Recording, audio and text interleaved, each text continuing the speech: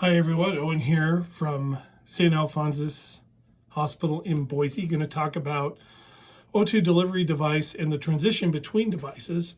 Remember, our goal here is maintenance of SpO2, whether it be in your protocol, which is greater than 90, or prescribed greater than 88 or 89, whatever the orders say, we're trying to maintain a patient's SpO2. Before humidified high flow, we did have some options. They were limited, what we could do. We had the nasal cannula, which could run at 1 to 5 liters. We had the simple mask, which should run no less than 6 liters per minute, no more than 10 liters per minute. And we had the non-rebreather. This was kind of our big gun. We could run this no less than 10 liters per minute, up to 15. You can run them flush, but there's not a huge benefit to that. We do pump more gas at the patient. But each one of these has its maximum when it comes to percentage of oxygen delivery, and it's variable.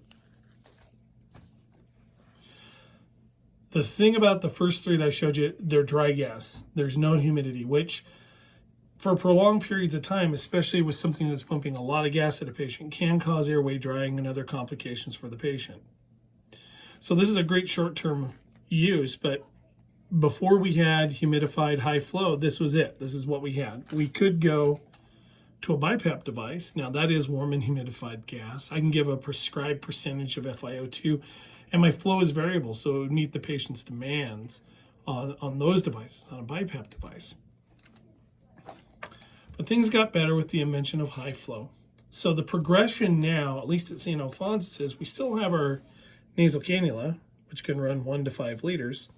We also have a new device that we're using, or have been using since COVID. This is the super cannula, and we know it is because of its green marking right here. A little bit bigger prongs and a little bit bigger chamber. This can deliver anywhere from 6 to 15 liters, so it's a great transition piece. So we use this a lot here at St. Alphonsus.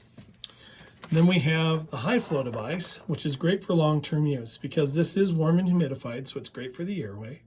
I can give a prescribed percentage. I can give anywhere from 21%, all the way up to 100% on this device, but it's warm and humidified. And I can give a liter flow up to 60 liters per minute. So what a great device to have now instead of that dry gas from that non-rebreather. Now the non-rebreather is great in a pinch, but if I'm going to go long-term and I need high flow, and high flow is described as meeting or exceeding the patient's demand for gas, a high flow device like this will work ideally. In addition to that, we had some discoveries here. We have the trunk mask, which when my high flow device is on a patient, I can put over the top and it serves as a reservoir. And we've seen great success with this in keeping our patient's SpO2 up, being able to wean the percentage of oxygen the patient's on. So you'll see this thing in the hospital. It has 3 little arms or limbs that come off of a typical aerosol mask, and it creates a reservoir system for the patient. Had good success with that. Non-rebreather over high flow is acceptable. Also remember though, if you're pushing a lot of gas through the system, this is dry gas, this is humidified gas, so you can cause some airway drying with this. And last but not least, we have our BiPAP device. Warm humidified gas. Patient can get pretty much as much flow as they want, and I can give a prescribed percentage when it comes to my oxygen as well. So that is the way that we should transition, ideally, at St. Alphonsus in Boise. A couple of other side notes.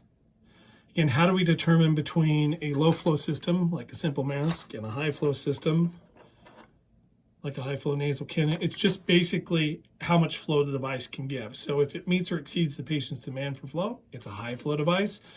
And if it doesn't, well, we consider it basically a low flow device. The question often comes up, the water that is on the humidified system, so whether it be an Airvo or whether it be a BiPAP device, if the water runs out, you're well within your scope to be able to change that. Just make sure it's water specific for inhalation. Usually there are extra bags on the device here at St. Alphonsus, so you can just change that out if you see that the water bag has run out. If there are any other questions, I can be reached at owen.seats@stalphonsus, all spelled out, stalphonsus.org. Thanks for watching. I hope you learned a lot.